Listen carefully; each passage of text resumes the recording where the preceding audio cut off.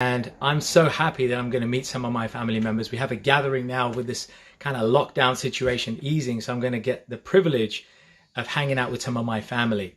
And as we're doing so, I wanted to share a little bit of realization, some wisdom that's come to me. And that is three things when it comes to family: appreciate, forgive, and love. And let me share this. I think we all know family members in our lives who we appreciate because they've cared for us, they've loved us, they've done something for us, they've helped us in so many ways. And that's been really, really powerful. But what I want to share is about the need to appreciate those people, recognize what they've done for you, for in your life, the way they've cared for you, the way they've been there for you, the way they've taught you something. And it's all about appreciating. But here's the thing. We don't like all our family members, right? There must be some we don't get on with, or some we don't kind of connect with, but that's okay.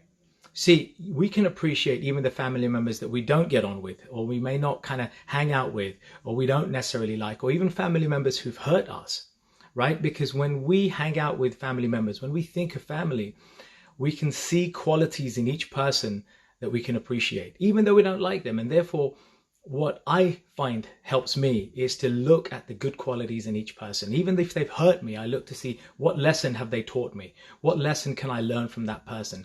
People who've hurt me have done something that has taught me a lesson. It's made me a better person because I learned from that hurt. So, we can't necessarily change a person's behavior, but we can change the way we behave or respond to a situation. And I know we know that's true, right? So how about family members that we sometimes have to hang out with that we don't like? How about seeing the good inside them? And that's about appreciating. Then the second thing I want to share is about forgiving, right? So if we've been hurt by people, then I think it's time that we forgive. It's time to forgive those people, even though they may have done something hard. And believe me, I know from my own personal circumstances where I've had situations where I've had somebody very close hurt me very, very, very badly. And I've had my own fair share of trauma when I was young. But you learn to forgive. I'm fortunate that I have a very wonderful family around me, but not always everybody has that. So I think the power of forgiveness, we need to start to re-embrace. And I put to you that, would you not yourself want to be forgiven if something happened to you? If you did wrong, we all want to be forgiven. We all want to find redemption, retribution. So how about finding in our heart the ability to forgive somebody who's hurt us? It may be hard. It doesn't mean that you have to publicly tell them that I forgive you. Maybe that silently in your mind. Because what happens is forgiveness is power. When you forgive, you release all that energy that you were holding on, that hurt, that hate, that suffering, that resentment, and you free that energy to start to use for more positive things in your life. So consider how you can find a way to forgive those family members who've hurt you in some way. Even if you don't tell them publicly, forgive it in your heart, in your mind, in your subconscious. So your subconscious becomes free and you become free to use that energy elsewhere for more powerful things in your life. The other part of forgiveness is forgiving ourselves, right? We may have hurt a family member. We may have hurt somebody we care in our family, right? We may have let somebody down. We may have let somebody down many times. We may have done horrible things. The thing is, forgiveness, the power of forgiveness applies not only to people out there, but the person you see in the mirror. Learn to forgive yourself because, again, you free yourself from that energy.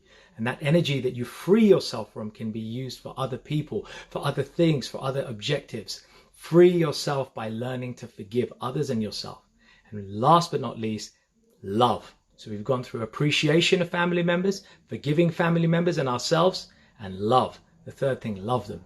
You don't have to hang out with them. You don't even have to like them, but you can love them in the way that you can love the qualities about them. You can love something small. And you know what it is? Sometimes we take family members for granted, even the people in our own house, right? But if we look carefully enough, if we look with not just these eyes, but with the third eye and with our heart, if we look with our heart and our third eye, our intellect, then we can actually see beautiful little qualities that that person may have.